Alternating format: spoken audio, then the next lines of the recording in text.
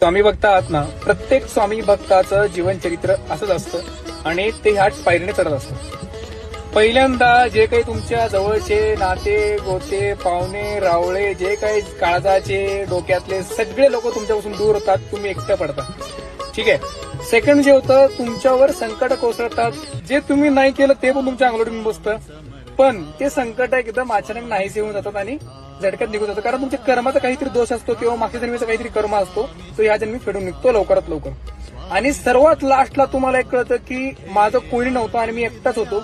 आणि एक लक्षात ठेवा, स्वामी भक्तीमध्ये स्वामी तुम्हाला एकटं का पाडतात, कारण ज्यावेळेस वाघ आहे ना शिकारला जातो ना, तो एकटा जातो आणि शिकार करून येऊन पोट भरून खाऊन सुखी समाधानी जातो. याचा अर्थ एकच, ज्यावेळेस स्वामी समर्थ महाराज तुम्हाला एकटं पाडतात ना, त्या स्वतः स्वामी समर्थ महाराज तुमच्या पाठीशी असतात आणि ज्या मैदानात तुम्ही लढता ना, ते मैदान स्वतः स्वामी समर्थांचं असतं.